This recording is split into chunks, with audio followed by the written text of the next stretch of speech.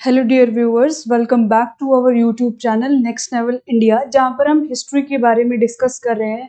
और आज का हमारा टॉपिक है सोर्सेज ऑफ एंशिएंट हिस्ट्री। यानी जब हम एंशिएंट हिस्ट्री के बारे में पढ़ते हैं, एंशिएंट हिस्ट्री के बारे में डिस्कस करते हैं, तो हमें किन सोर्सेज से उन एंशिएंट हिस्ट्री के बारे में पता चलता है। फॉर एग्जांपल, इसको हम रियल लाइफ एग्जांपल के साथ लेकर चलते हैं कि जैसे कि हमें अपनी नाना नानी या दादा दादी की लाइफ के बारे में अगर जानना हो तो हम क्या करते हैं, कैसे उनके ज़माने के बारे में हिस्ट्री को रिकंस्ट्रक्ट करते हैं। तो या तो हम उनसे बात करते हैं या उनके ज़माने के जो लोग होंगे उनसे बात करेंगे, ठीक। या तो फिर हम उनके कपड़ों को देखेंगे कि किस तरीके से वो कपड़े पहनते थे, या फिर उनके पास जो सामान पड़ा होगा उस चीज़ को हम जो है वो कंसल्ट करेंगे, या उनके लिखे गए खतूत, डायरीज वगैरह, या जो पहले पुराने ज़माने में कम्युनिकेट किस तरीके से किया जाता था, खत के ज़रिए किया जाता था। तो उन्हीं चीज़ों को, उन्हीं निशानियों को जब हम कंसल्ट करेंगे तो तब हम उनके ज़माने के बारे में जो है वो हिस्ट्री कुछ ना कुछ बता सकते हैं। इन्हीं निशानियों को हिस्ट्री के अंदर सोर्सेज कहा जाता है। क्या कहा जाता है? सोर्सेज। और कौन सी ऐसी सोर्सेज है जिन्हें हम कंसल्ट करते हैं, ठीक, एंशिएंट इंडियन हिस्ट्री को रिकंस्ट्रक्ट करने के लिए। आइए वन बाय वन उन सब चीजों को देखते हैं। फॉर एग्जाम्पल, अब जो है इस चीज के अंदर बढ़ने से पहले, सोर्सेज पर डायरेक्ट जाने से पहले हम देखेंगे कि इंडिया का नॉमेनक्लेचर क्या है। यानी इंडिया को हमारी एंशिएंट जो लिटरेचर है उसके अंदर अलग अलग नामों से पुकारा गया है। आइए देखते हैं। India has been known by different names in history. History के अंदर इंडिया को अलग अलग नामों से पुकारा जाता है, जैसे कि भारत हो गया, हिंदुस्तान हो गया, आर्यवर्त हो गया, और लास्ट है जम्बूद्वीप, ठीक। इन नामों से एंशिएंट हिस्ट्री के अंदर हमें जो है इंडिया को इस नाम से जो है पुकारा जाता है। फिर उसके बाद एग्जाम्पल पहली आती है India came from the river Indus. India नाम कहाँ से आया? रिवर इंदस से आया। 518 बीसी के अंदर। एडी और बीसी का कॉन्सेप्ट हमने फर्स्ट वीडियो जो हमने हिस्ट्री के रिगार्डिंग वीडियोस बनाई है, रिकॉर्ड की है, उसके अंदर पहली वीडियो जो है उसके अंदर हमने डिस्कस किया है कि एडी एंड बीसी का कॉन्सेप्ट जो है वो क्या है। तो आप वहां जाकर देख सकते हैं। 518 बीसी के अंदर जो पर्शियन किंग डायरस फर्स्ट है, उसने इंडस रिवर के आसपास का जो रीजन है उसे इन्वेड किया, और क्योंकि अब वो बाहरी लोग थे तो यहाँ की जो इंडिजिनियस लैंग्वेज थी या रीजनल लैंग्वेज थी वो उसको सही तरीके से प्रोनाउंस नहीं कर सकते थे। तो लैंग्वेज की डिफिकल्टी की वजह से सिंधु जो है उसका नाम बन गया हिंदू, ठीक। अब वो सही तरीके से प्रोनाउंस नहीं कर सकते थे क्योंकि रिवर इंदस को सिंधु भी कहा जाता है, तो सिंधु से बन गया हिंदू पर्शियन के अंदर। अब जब ग्रीक्स ने इस इंदस को चेंज कर दिया किसके नाम के अंदर? इंडिया नाम के अंदर, और इस तरीके से भारत का नाम या इंडिया का नाम इंडिया पड़ा। फिर दूसरा आता है नेम हिंदू किस तरीके से पड़ा? The Greek referred to the people living beyond the Indus as Hindus. अब जो ग्रीक पीपल थे, फॉर एग्जाम्पल ये हमारे पास रिवर इंदस है, ठीक। अब जो ग्रीक पीपल थे उन्होंने क्या किया कि जो इंदस रिवर के आसपास लोग रहते हैं उनको क्या कहा? हिंदूज कहा। और जिन लैंड पर वो रहते हैं उस लैंड को कहा हिंदुस्तान। जो लोग रह रहे हैं उनको हिंदूज, और जिस एरिया पे वो रह रहे हैं उसको बोला हिंदुस्तान।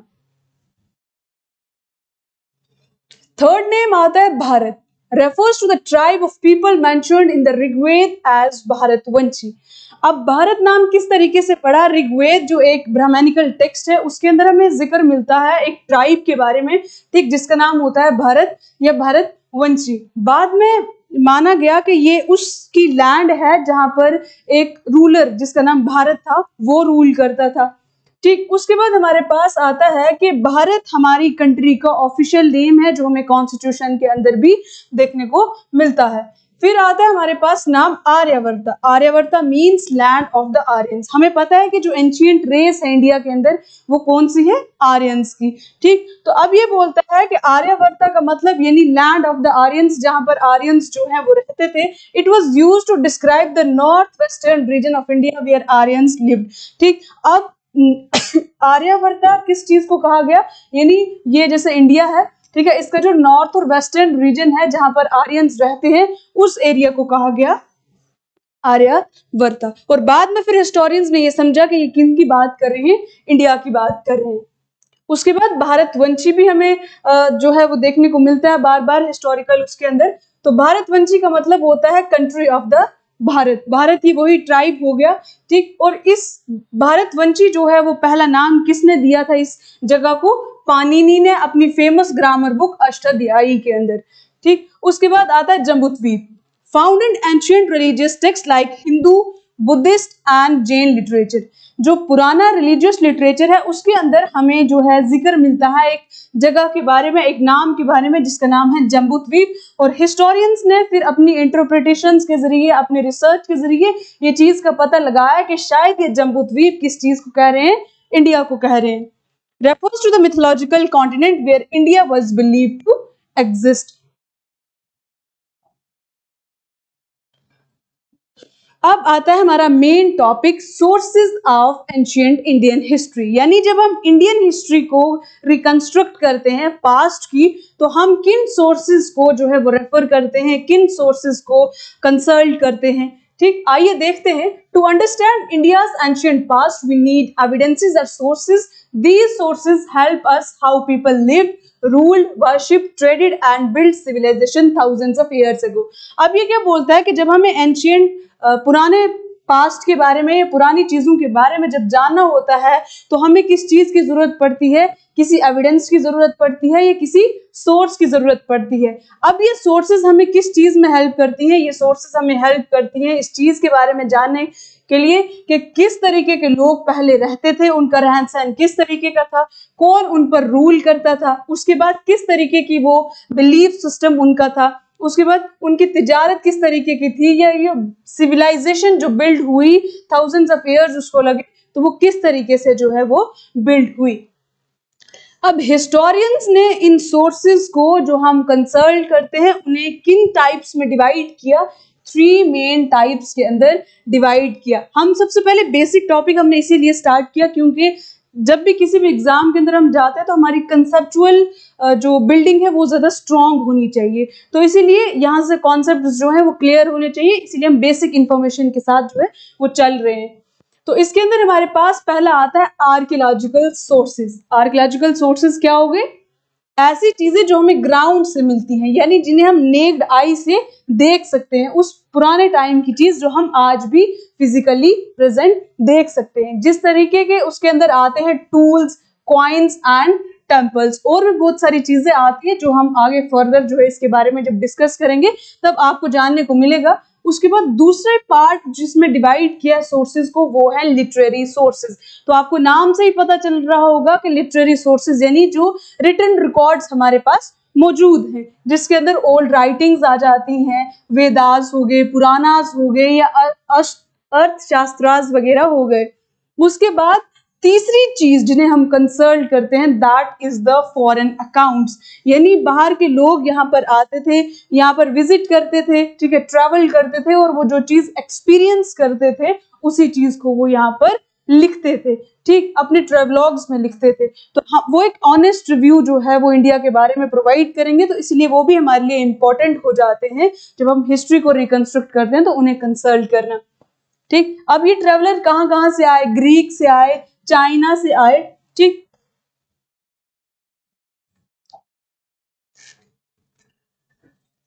नेक्स्ट हमारे पास आता है जो हम पढ़ रहे थे, हमारा first source that is archaeological source. These are the physical things from ancient times found during excavations. They help us know about the culture, lifestyle and economy of ancient India. अब ये क्या बोल रहा है कि आर्कियोलॉजिकल सोर्सेज में वो सारी चीजें आ जाएंगी जो हमें एक्सकवेशन के टाइम पर फिजिकली जो है वो सामने दिखती हैं, फिजिकली चीजें हमें मिलती हैं उन्हें हम बोलते हैं आर्कियोलॉजिकल सोर्सेज। अब ये हमें किस चीज को जानने में हेल्प करती हैं, हमें लोगों के तहजीब के बारे में यानी कल्चर के बारे में पता चलता है, लोगों के रहन सहन के बारे में पता चलता है कि किस तरीके से लोग रहते थे, या उन लोगों की यानी कि एंशिएंट पीपल की इकोनॉमी जो है वो किस तरीके से थी, साउंड थे या थोड़े पॉवर्टी वाले उसमें थे, ठीक उस चीज के बारे में हमें कहां से पता चलता है, आर्कियोलॉजिकल सोर्सेज से।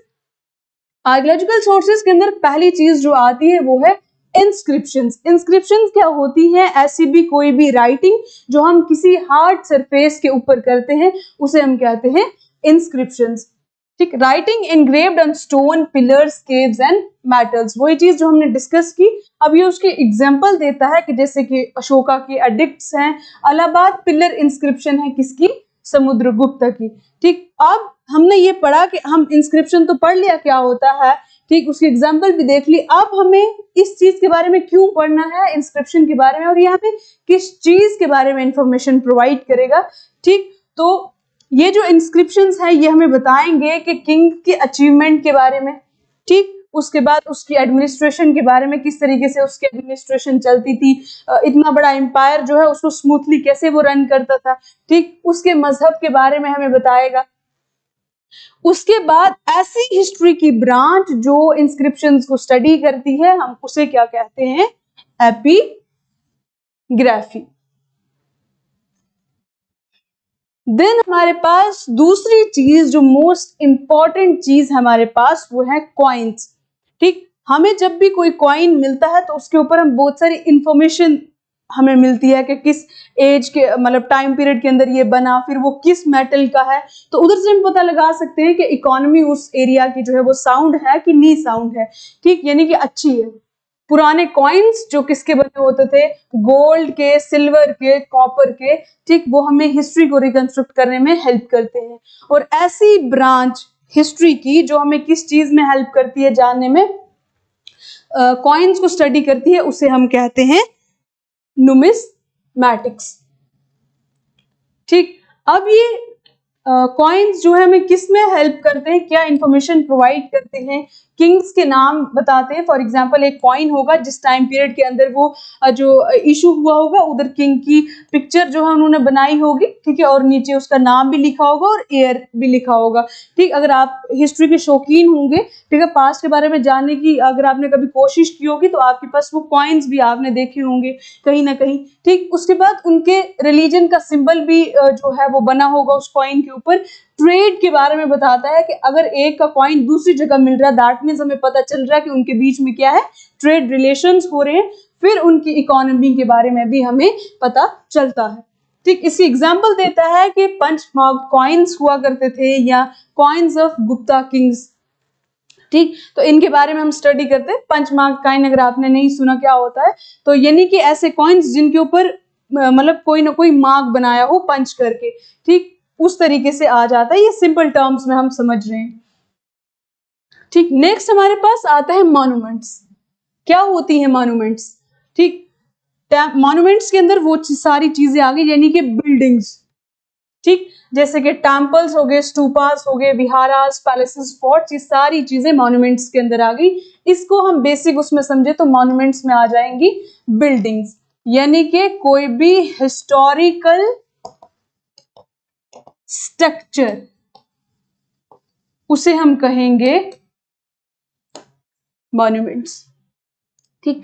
अब ये मॉन्यूमेंट्स हमें किस चीज के बारे में इंफॉर्मेशन प्रोवाइड करेंगी, ये हमें वहां के लोगों के आर्किटेक्चर के बारे में बताएंगी। बहुत सारे ऐसे टेम्पल्स है बहुत एंशिएंट टाइम के हैं, जब हम उनके बारे में रिसर्च करते हैं, हिस्टोरियन स्टडी करते हैं, तो वो हमें उस टाइम के आर्किटेक्चर के बारे में बताएंगे, कितना फाइनली उन्होंने इस चीज को जो है वो बिल्ड किया है, ठीक। उस टाइम के आर्ट के बारे में बताएंगे, लोगों के कल्चर के बारे में बताएंगे, या लोगों की रिलीजियस लाइफ के बारे में भी ये मॉन्यूमेंट्स हमें बहुत ज्यादा इंफॉर्मेशन प्रोवाइड करती है। इसकी एग्जाम्पल ये देता है कि जैसे सांची स्टूपा हो गया, ठीक, उसके बाद अजंता एंड एलोरा केव्स है, ये मॉन्यूमेंट्स के अंदर आ गई है, ठीक। नेक्स्ट हमारे पास जो है वो है स्कल्पचर्स एंड पेंटिंग्स। स्कल्पचर्स मूर्तियां वगैरह हो गई, ठीक, और पेंटिंग्स ये भी इंपॉर्टेंट फैक्टर रोल प्ले करती है, ठीक। Carvings in drawing from ancient past, ठीक, example Gandhara and Mathura art, Ajanta paintings. अब ये किस में हेल्प करेंगी? फॉर एग्जाम्पल स्कल्पचर है या पेंटिंग है, तो ये हमें किस चीज में हेल्प करेंगी? ऐसे जनरल आइडिया इस चीज का हमने लगाना है, तो यानी ये हमें अंडरस्टैंड करेंगी किस चीज में?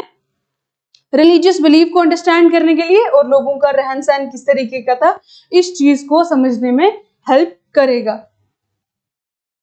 देन हमारे पास बहुत सारे और भी ऐसे ऑब्जेक्ट्स हैं जिन्हें फिजिकल ऑब्जेक्ट्स हैं।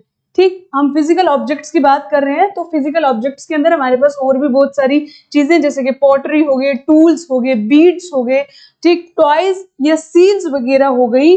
तो ये हमें किस चीज में हेल्प करता है? लोगों की रोजमर्रा की जिंदगी किस तरीके की थी, लोगों का उस टाइम पर उस डायनेस्टी का या उस रीजन का फॉरेन ट्रेड किस तरीके का था भी ये नहीं था, ठीक, और उस टाइम की टेक्नोलॉजी के बारे में पता चलता है हमें, ठीक है, कि किस टेक्नोलॉजी से उन्होंने पॉटरी का जो है वो यूज किया है, बनाया है। ठीक, फिर हमारे पास दूसरा जो आता है वो है लिटरेरी सोर्सेस। ठीक, हमने पहली पढ़ ली आर्कियोलॉजिकल सोर्सेस। ठीक, आर्कियोलॉजिकल सोर्सेस के अंदर क्या आ गए? इंस्क्रिप्शंस आ गई, मॉन्यूमेंट्स आ गए, फिर हमारे पास कॉइन्स वगैरह आ गए, या पॉटरी हो गई, टूल्स हो गए, बीड्स हो गए, सील्स हो गए। तो ऐसे ऑब्जेक्ट्स जो हमें ग्राउंड से मिलते हैं और हम उनके फिजिकली एविडेंस हमारे पास मौजूद होता है, जो हम अभी भी अपनी नेक्ड आई से देख सकते हैं। सेकेंड सोर्स जो हिस्टोरियंस ने डिवाइड किया वो है लिटरेरी सोर्सेस। तो लिटरेरी सोर्सेस यानी written records. These are the writing texts created in ancient times. These include religious and non-religious writings. इसको हम इस तरीके से समझ सकते हैं कि जो लिटरेरी सोर्सेज हैं उनको हिस्टोरियंस ने डिवाइड किया है दो पार्ट्स के अंदर। एक हो गई रिलीजियस और दूसरी हो गई नॉन रिलीजियस। यानी जो रिलीजियस के अंदर आएंगी वो वाली टेक्स्ट जो किसी एक स्पेसिफिक मजहब के साथ ताल्लुक रखती हैं, ठीक, और वो एक मजहब के बारे में हमें बताएंगी। ठीक, दूसरे जो नॉन रिलीजियस टेक्स्ट हैं वो हमें वो जनरल किसी बेसिक चीज के ऊपर जो है वो लिखी गई होंगी, तो वो आ गई नॉन रिलीजियस टेक्स्ट, यानी जो किसी मजहब के साथ डील नहीं करती है। अब इनके अंदर भी आ जाता है इंडिजीनियस लिटरेचर। इंडिजीनियस लिटरेचर यानी जब हम इंडिया की हिस्ट्री को रिकंस्ट्रक्ट कर रहे हैं तो हम यहाँ के सोर्सेज को कंसल्ट करेंगे, सबसे पहले तरजीह देंगे। ठीक, तो उसके अंदर इंडिजीनियस हो गया यहाँ का ही, मतलब इंडियन लिटरेचर।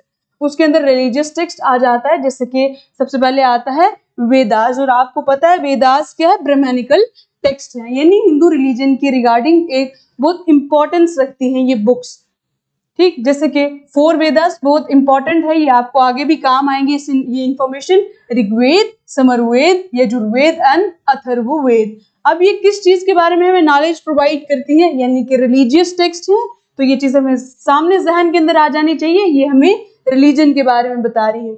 दूसरा, ये हमें सोसाइटी के बारे में बता रही है, और तीसरा, ये हमें आर्यंस की पॉलिटिक्स के बारे में बता रही है। हमें ये चीज याद होनी चाहिए कि हमने पहले पढ़ा कि एंशिएंट रेस कौन सी थी? आर्यंस की। तो अब ये हमें आर्यंस की पॉलिटिक्स के बारे में भी जो है वो इंफॉर्मेशन प्रोवाइड करेगी। देन दूसरी रिलीजियस टेक्स्ट हमारे पास आती है, वो है ब्राह्मणास एंड उपनिषद। ये भी रिलीजियस बुक्स है, किनकी? हिंदूज की।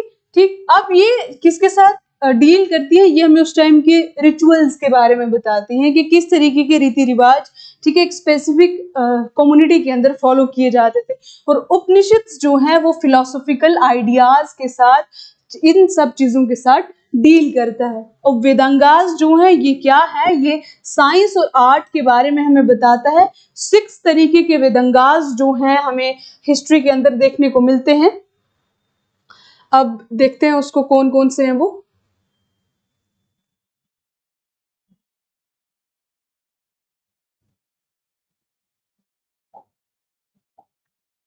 ठीक, जो हमें किस चीज के बारे में बताते हैं? फोनेटिक्स, एस्ट्रोलॉजी के बारे में बताएंगे, रिचुअल्स के बारे में बताएंगे, ग्रामर, एथमोलॉजी एंड मैट्रिक्स। इन 6 सब्जेक्ट्स के ऊपर हमें 6 वेदांगास जो हैं वो मिलते हैं।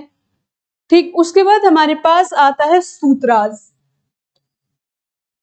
सूत्रास भी रिलीजियस टेक्स्ट हो गए, और ये कौन से टेक्स्ट है, लास्ट वैदिक लिटरेचर कौन से हैं, सूत्रास।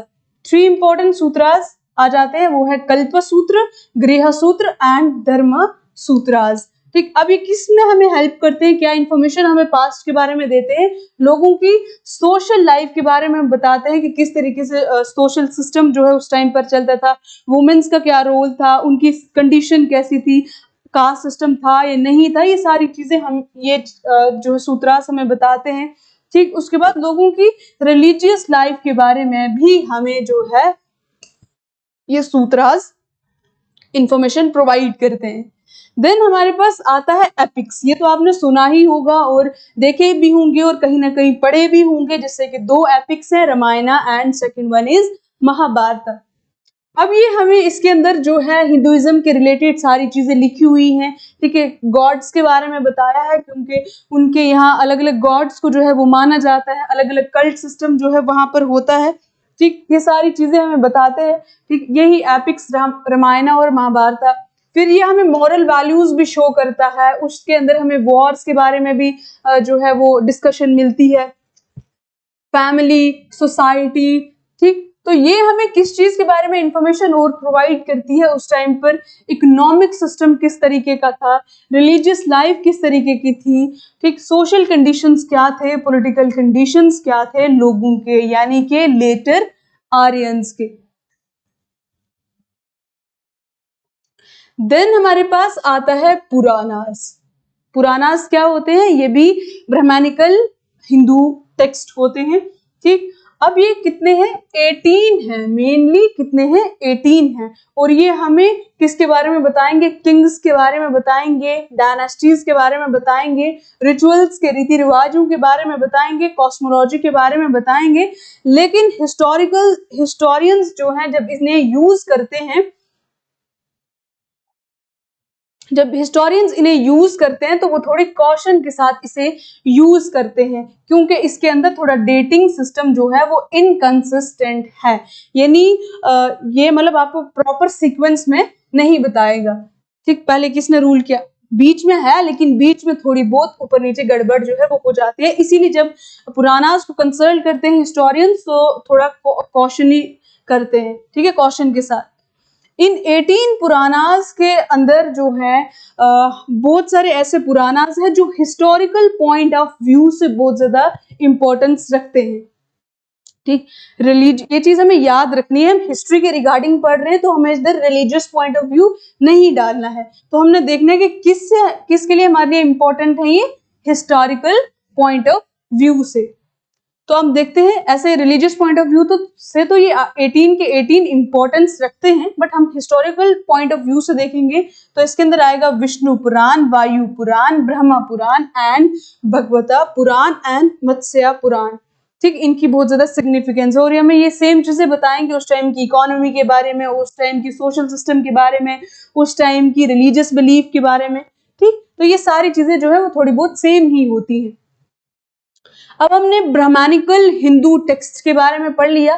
ठीक है, तो और भी रिलीजन होंगे, ठीक, उनकी लिटरेचर भी होगा, वो आ गया बुद्धिस्ट लिटरेचर, और ये किसके अंदर लिखा जाता था, पाली लैंग्वेज के अंदर, क्योंकि आम लैंग्वेज जो है ये बाद के जो रिलीजन है वो क्यों इमर्ज हुए, क्योंकि पहले रिलीजन जो है वो संस्कृत लैंग्वेज के अंदर जो है लोगों को बातें बताते थे या बुक्स लिखी जाती थी, तो वो आम लोगों को समझ नहीं आती थी।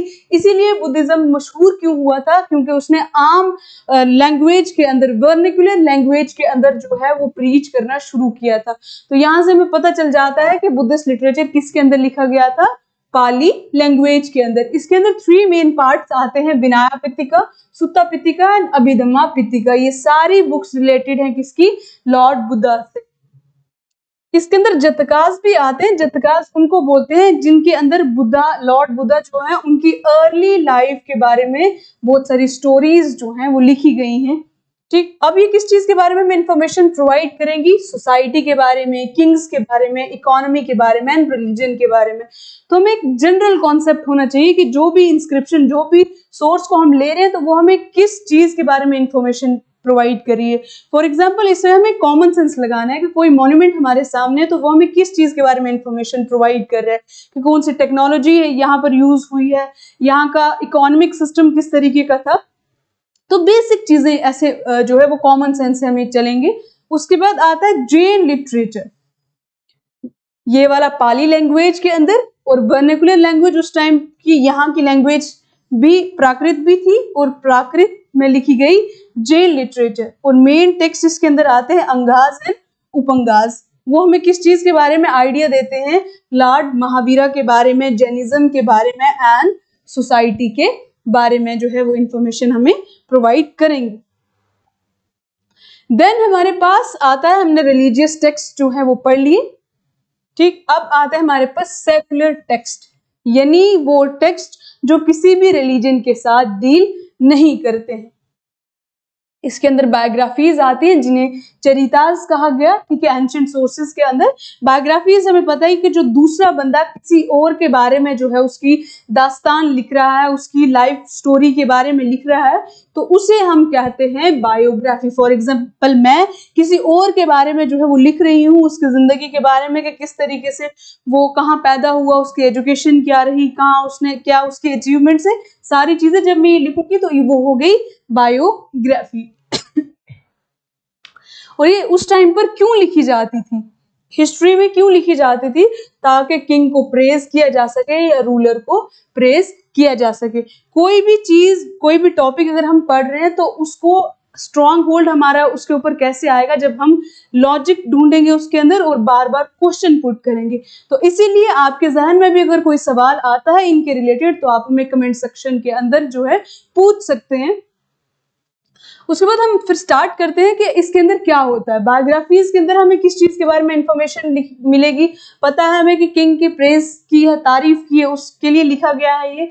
तो उसके अंदर हमें पता है कि अचीवमेंट्स होंगी लोगों की, लोगों के कोर्ट लाइफ के बारे में लिखा होगा कि किस तरीके से कोर्ट प्रोसीजर्स जो है वो होता था किंग्स के टाइम, और जंगों के बारे में लिखा होगा। इसकी एग्जाम्पल इसने दी है कि बाना भट्ट ने क्या एक बुक लिखी हर्षचरिता, ठीक। उसके अंदर उसने क्या लिखा, किंग हर्षवर्धन, जो एंशिएंट इन हिस्ट्री के अंदर ही हम आगे फर्दर पढ़ेंगे, उसकी लाइफ स्टोरी के बारे में लिखा, ठीक। उसके बाद ऐसे एग्जांपल आ जाता है कि सेकुलर टेक्स्ट के अंदर क्या क्या आता है, आपको पूछा जा सकता है कि बायोग्राफी की कोई एग्जांपल दो, ठीक, जिसे हम कंसल्ट करते हैं और अपनी एंशिएंट हिस्ट्री को रिकंस्ट्रक्ट करते हैं।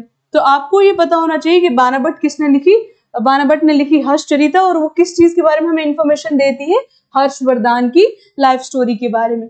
उसके बाद चांद बरदाई ने क्या लिखी, पृथ्वीराज रासो, और उसके अंदर किसकी स्टोरी है, पृथ्वीराज चौहान की, ठीक। और बाकी दो भी जो है वो इसी तरीके से जो है वो हमें किसी न किसी के बारे में बताते हैं। दूसरी चीज जो सेकुलर चीज के अंदर आती है वो आते हैं हिस्टोरिकल क्रॉनिकल। हिस्टोरिकल क्रॉनिकल्स भी हिस्ट्री की बुक्स की तरह ही होती हैं, बट कॉन्टिन्यूस स्टाइल के अंदर जो है वो लिखी गई होती है, यानी तरतीब दर तरतीब हमें बताया गया होता है कि किसने पहले रूल किया, पहले क्या सिस्टम था, फिर उसके बाद जब वो सिस्टम खत्म हुआ तो नेक्स्ट सिस्टम कौन सा आया, यानी सीक्वेंस के अंदर हमें जो है वो बताया जाएगा, ठीक। उसके बाद आता है describe events in sequence and often mention dates, और कहीं ना कहीं हिस्टोरिकल क्रॉनिकल्स के अंदर डेट्स भी मेंशन हमें देखने को मिलती हैं।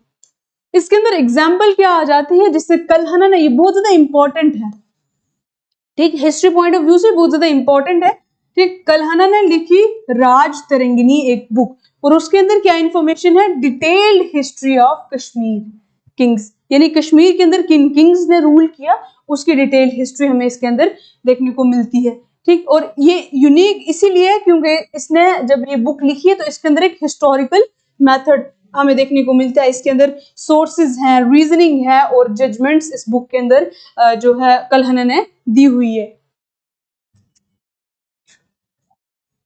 देन हमारे पास आता है पॉलिटिकल एंड लीगल टेक्स्ट्स, ठीक। अब ये जो जब हमने हमारे जहन में ये चीज चली गई कि पॉलिटिकल एंड लीगल टेक्स्ट है, तो यानी किस चीज के बारे में हमें इंफॉर्मेशन प्रोवाइड करेगा या किस चीज के ऊपर ये मेन फोकस करेगा कि उस टाइम पर किंगडम किस तरीके से जो है वो चलता था, डिप्लोमेसी किस तरीके से थी, कि एक डायनेस्टी जो है वो दूसरी डायनेस्टी के साथ किस तरीके से जो है वो डील करती थी, क्योंकि डिप्लोमेसी जो है वो बहुत ज्यादा जरूरी है पूरे सिनेरियो के अंदर सर्वाइव करने के लिए।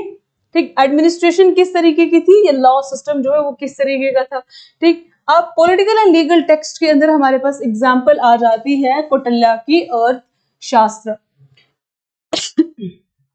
इसके अंदर उन्होंने दिया है कि स्टेट क्राफ्ट किस तरीके का था, इकोनॉमी किस तरीके की थी, स्पाई सिस्टम किस तरीके का था, यानी जब पहले दुश्मनों को रेजिस्ट करने के लिए या उनके वॉर को रोकने के लिए पहले ही प्रिकॉशंस ले लिए जाते थे, तो क्या करते थे राजा या महाराजा, क्या करते थे कि दूसरी डायनेस्टीज के अंदर अपने स्पाइस भेज देते थे।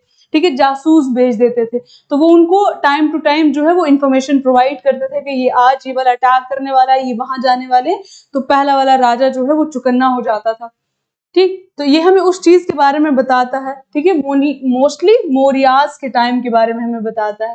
ठीक, उस टाइम पर वॉरफेयर किस तरीके से जो है लड़ाइयां लड़ी जाती थी, टैक्सेशन सिस्टम किस तरीके का था, ये लॉ सिस्टम के बारे में हमें बताता है कि किस चीज के लिए कौन सा लॉ था। ठीक, अगर किसी ने कोई क्राइम कर लिया तो उसको किस तरीके की पनिशमेंट जो है वो दी जाएगी। ठीक, उसके बाद आता है नीतिश शास्त्र बाई कमांडका। तो ये हमें किस चीज के बारे में बताता है, गुप्ता पीरियड के बारे में जो है वो पॉलिटिकल सिनेरियो उस टाइम पर किस तरीके से चलता था उस चीज के बारे में बताता है। ठीक, जिस तरीके से अर्थशास्त्र के अंदर जो है वो एथिक्स एंड डिप्लोमेसी के ऊपर जो है वो फोकस किया था। उसके बाद आता है संस्कृत लिटरेचर। अब जो हम बात कर रहे हैं सेकुलर इसकी सोर्सेज की, तो उसके अंदर आ जाता है संस्कृत लिटरेचर भी, यानी जिसके अंदर प्लेज ड्रामास वगैरह आ जाते हैं, पोइट्रीज वगैरह आ जाती हैं। तो उस टाइम पर लोग इसको लिखते थे एंटरटेनमेंट पर्पस के लिए, अपना टाइम पास करने के लिए। जिस तरीके से आज भी जो है वो गजलें लिखी जाती हैं, आज भी दास्तानें लिखी जाती है, तो क्यों लिखी जाती हैं? ठीक, लोग एंटरटेनमेंट पर्पस के लिए लिखते हैं, लेकिन उसके अंदर हमें कहीं ना कहीं हिस्टोरिकल पर्सपेक्टिव मिल जाता है। फॉर एग्जाम्पल, जैसे आज मैं कोई ना कोई दास्तान लिख रही हूँ, कोई अफसाना लिख रही हूँ, कोई नॉवल लिख रही हूँ, तो मैं उस आज के जो सिनेरियोज चल रहा है कि लोगों ने किस तरीके का ड्रेस पहनावा पहनते हैं, लोग आज के रीति रिवाज क्या है, मैं उसमें वो भी तहरीर करूंगी, वो भी लिखूंगी। तो जब आने वाली जनरेशन है वो इस 2025 के बारे में जब रिकंस्ट्रक्ट करेंगे हिस्ट्री, तो वो मेरे नॉवल से उनको वो हिस्टोरिकल पर्सपेक्टिव देखने को मिल जाएगा। ठीक, तो वो भी हिस्टोरिकल पॉइंट ऑफ व्यू से जो है वो क्या हो जाएंगे, इंपॉर्टेंट हो जाएंगे। सेम चीज लिखता है ये हमें इंफॉर्मेशन देते हैं कि उस टाइम पर सोशल लाइफ किस तरीके का था। फॉर एग्जांपल, अगर मैं किसी गुर्बत के बारे में लिख रही हूँ या अनटचेबिलिटी के बारे में लिख रही हूँ, मेरा टाइटल ये है, तो मैं लिखूंगी कि उस टाइम यहाँ कैसे जो है लोअर कास्टेस को जो है उनके साथ गंदा ट्रीटमेंट किया जाता है। तो जब आने वाली जनरेशन है उनको तो पता चल जाएगा कि हमारा सोशल सिस्टम कितना खराब था या किस तरीके का था। पहनावा किस तरीके का होता है, कस्टम्स, रीति रिवाज, लैंग्वेज, कोर्ट सीन्स किस तरीके के, ये सारी इंफॉर्मेशन हमें संस्कृत लिटरेचर से मिलती है जो पुरानी है। ठीक, एग्जाम्पल जैसे है रघुवंशा, कुमारा संभावा, मेघदत्ता बाई कालिदासा, ये सारी पोइट्री जो है या प्लेस जो है ये गुप्ता पीरियड के टाइम के लिखे गए हैं। और ये हमें क्या बताते हैं, गुप्ता पीरियड कितना ज्यादा रिच था, यानी उस टाइम पर इकोनॉमी कितनी ज्यादा साउंड थी। इसीलिए यहीं से हमें पता चलता है कि गुप्ता पीरियड को गोल्डन एरा क्यों कहा जाता है। कोई भी चीज जो हिस्ट्री के अंदर हमने देखनी है तो हमें ये चीज सवाल करना है कि ये हिस्ट्री के अंदर क्यों डाली गई है, तो उसके अंदर हिस्टोरिकल पॉइंट ऑफ व्यू जो है वो ढूंढना है, फिर ही वो चीज समझ आएगी। जैसे मालविकाग्निमित्रम जो है वो हमें पुष्यमित्र शुंगा और मगधन पॉलिटिक्स के बारे में बताएगा।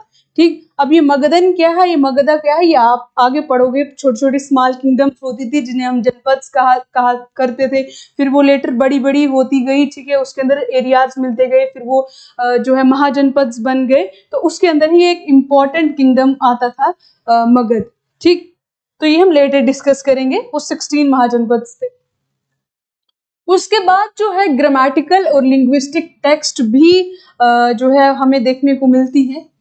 Help us understand ancient language. अब ग्रामर है, ये लिंग्विस्टिक टेक्स्ट हैं, तो वो हमें किस चीज में हेल्प करेगा, वो हमें हेल्प करेगा पुरानी लैंग्वेज को समझने में, कहीं ना कहीं जगहों का जिक्र होगा, टाइटल्स का जिक्र होगा या एडमिनिस्ट्रेटिव टर्म्स का जिक्र होगा। ठीक, एडमिनिस्ट्रेटिव टर्म्स के अंदर क्या आएगा, जैसे फॉर एग्जांपल पेशवा किसको बोलते थे, या और भी बहुत सारे ऐसे सदर सदूर, जैसे बीच बीच में ऐसे एग्जांपल दे रही हूँ कि एडमिनिस्ट्रेटिव टर्म्स किसको बोलते हैं। उसके बाद एग्जाम्पल आती है, पाणिनि ने एक बुक लिखी अष्टाध्यायी। ठीक, वो किसके ऊपर है, संस्कृत ग्रामर की बुक है, और उसके अंदर हमें सिटी का नाम मेंशन मिलता है, तक्षशिला। तो जब हम तक्षशिला के बारे में हिस्ट्री को रिकंस्ट्रक्ट करते हैं तो हम उस टाइम पर पाणिनि की इस बुक को भी कंसल्ट करते हैं। देन महाभाष्य बाय पतंजलि, ये जो पाणिनि ने बुक लिखी है उसी के ऊपर कमेंट्री है, तो ये भी हमें हेल्प करती है हिस्ट्री को समझने में। देन इंडिया, तीसरी चीज जो है वो है साइंटिफिक लिटरेचर। तो ये हमें किस चीज के बारे में इंफॉर्मेशन प्रोवाइड करता है, ये उस टाइम की लोगों के इंटेलेक्चुअल स्टैंडर्ड क्या है उस चीज के बारे में हमें बताएगा। जैसे एस्ट्रोनॉमी या मैथमेटिक्स के रिलेटेड जितनी भी बुक्स हैं, जैसे आर्यभट्ट ने आर्यभाटिया लिखी, सूर्य सिद्धांता, रोमा का सिद्धांता, ठीक, ये सारी बुक्स जो है वो एस्ट्रोनॉमी और मैथमेटिक्स से रिलेटेड है। उसके बाद मेडिसिन के रिलेटेड जो है वो है चरका संहिता एंड श्रुष्टा संहिता। ये हमें उस टाइम के बारे में बताते थे कि सर्जरी किस तरीके से की जाती थी, कोई भी बीमारी हो जाती थी तो उसे हम किस तरीके से क्योर जो है वो करते थे। नेक्स्ट हमारे पास आता है कि ये सोर्सेज अब हिस्टोरिकल पॉइंट ऑफ व्यू से कैसे इंपॉर्टेंट है, हम क्यों इसको एंशिएंट हिस्ट्री के अंदर डाल रहे हैं। देखते हैं कि क्योंकि ये हमें साइंटिफिक नॉलेज प्रोवाइड कर रहा है, ये हमें इस चीज में समझने में हेल्प कर रहा है कि लोगों को उस टाइम पर इंटेलेक्चुअल स्टैंडर्ड किस तरीके का था। ठीक, हमें हेल्थ केयर प्रैक्टिसेस के बारे में बताता है कि पहले लोग बीमारियों को किस तरीके से क्योर करते थे। उसके बाद ये चीज भी हमें दिखाता है कि किस टाइम पर ये बुक्स लिखी गई, किन रूलर्स के टाइम पर ये बुक्स जो है वो लिखी गई, और वो कितना इसको पैट्रोनेज जो है वो प्रोवाइड करते थे लर्निंग को, यानी वार्म वेलकम करते थे। एजुकेशन फ्लरिश किसके टाइम पीरियड पर कितनी हुई, तो ये हमें उस पर्सपेक्टिव से भी समझने में हेल्प करता है। देन अब ये है तो सेकुलर टेक्स्ट, बट ये हमारे लिए हिस्टोरिकल पॉइंट ऑफ व्यू से क्यों इंपॉर्टेंट है। आइए उस चीज को देखते हैं कि ये जो सेकुलर टेक्स्ट है, ये टेक्स्ट जो है वो रिलीजियस नहीं होती हैं, लेकिन ये एंशिएंट इंडिया के रियल फेस को समझने में हमें हेल्प करता है। उसके बाद ये हमें किंग्स के बारे में बताएगा, ये हमें मिनिस्टर्स के बारे में बताएगा, स्पाइस के बारे में बताएगा, economy, law, court and education के बारे में बताएगा कि पास्ट के अंदर ये सारी चीजें जो है वो किस तरीके से चलती थी। ठीक, देन आता है बहुत सारी, अभी कौन लिखता था, ये जो सेकुलर टेक्स्ट है ये कौन लिखेगा, तो ये सेकुलर टेक्स्ट कौन लिखता था, पोइट्स या स्कॉलर्स लिखते थे, ताकि वो किन की प्रेज कर सके, किंग्स की या रूलर्स की। लेकिन फिर भी इसके अंदर कहीं ना कहीं हिस्टोरिकल फैक्ट हमें देखने को मिल जाया करता है। उसके बाद ये हमें जो है कंप्लीट पिक्चर, क्योंकि एंशिएंट हिस्ट्री बहुत बड़ी है तो वो कोई एक सिंगल पर्सन उसे जो है वो कंपाइल नहीं कर सकता या नहीं लिख सकता था, तो इसीलिए इन सेकुलर टेक्स्ट को जब हम रिलीजियस टेक्स्ट और आर्कियोलॉजिकल सोर्सेज के साथ कंबाइन करते हैं तब ये हमें हेल्प करता है कि इस चीज के अंदर हमारी एंशिएंट हिस्ट्री को हर डायमेंशन से, हर एस्पेक्ट से समझने में। ठीक, कहीं ना कहीं जो ये जहाँ पर जो रिलीजियस टेक्स्ट है ये हमें रिलीजियस पर्सपेक्टिव समझाने में हेल्प करेगा लोगों का। ठीक, फॉर एग्जांपल आर्कियोलॉजिकल सोर्सेज के अंदर इकोनॉमी के बारे में हमें पता चल जाएगा, आर्किटेक्चर के बारे में पता चल जाएगा, आर्ट के बारे में पता चल जाएगा। ठीक, और उसके बाद जो सेकुलर टेक्स्ट्स है इसके अंदर जैसे हमें पता चल जाएगा कि एडमिनिस्ट्रेशन किस तरीके से चलती थी लोगों की, कौन कौन सी जंगें जो हैं वो किंग्स ने लड़ी या जीती, ये सारी चीजें। तो इसीलिए जब हम इन सारे सोर्सेज को आपस में कंबाइन करते हैं तो फिर हमें हमारी एंशिएंट हिस्ट्री की एक पिक्चर सामने देखने को मिलती है। नेक्स्ट हमारे पास आता है, हमने पढ़ा था 3 सोर्सेज पढ़े थे, हिस्टोरियंस ने डिवाइड किए थे। पहला था आर्कियोलॉजिकल सोर्सेज, दूसरा था लिटरेरी सोर्सेज जिसको फर्दर डिवाइड किया था रिलीजियस एंड सेकुलर। ठीक है, सेकुलर के अंदर हमने देख लिया क्या आता है और रिलीजियस के अंदर हमने देखा क्या क्या आता है। इंडिजीनियस यानी कि वेदास वगैरह, ब्राह्मणास, उपनिषद वगैरह, ये सारी चीजें। और तीसरी चीज हमने डिस्कस करी थी कि हिस्टोरियंस ने डिवाइड किया है सोर्सेज को 3 पार्ट्स में, और तीसरी चीज उसके अंदर थी फॉरेन अकाउंट्स, यानी बाहरी लोगों के ट्रेवलॉग्स जो हैं। ठीक है, तो जब हम एग्जाम में कोई भी कम्पिटिटिव हो या आपका किसी ग्रेजुएशन लेवल का हो या किसी भी लेवल का हो, तो उसके अंदर फ्लो चार्ट बनाना जो है वो बहुत ज्यादा यूजफुल हमारे लिए रहता है। ठीक,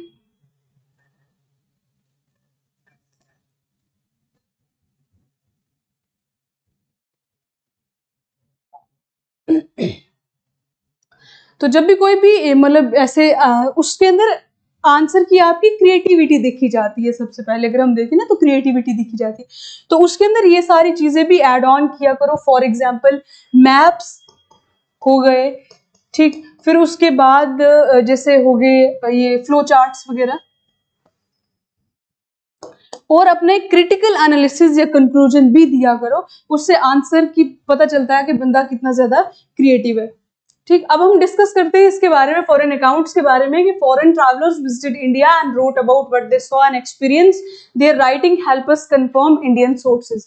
अब जो बाहरी लोग यहाँ पर आए, उन्होंने ट्रेवल किया इंडिया के अंदर, ठीक, तो उन्होंने वही चीज लिखी जो उन्होंने देखी थी, ठीक, और उन्होंने एक्सपीरियंस की थी, और इनकी राइटिंग्स जो हैं वो इंडियन सोर्सेज को कंफर्म करने में हेल्प करते हैं। फॉर एग्जांपल, वो तो ऑनेस्ट रिव्यू देखेंगे कि उन्होंने इंडिया के अंदर क्या देखा, क्या एक्सपीरियंस किया, लेकिन जो इंडिजीनियस सोर्सेज होंगी वो तो इंडिया की हमेशा तारीफ करेंगी, रूलर की तारीफ करेंगी।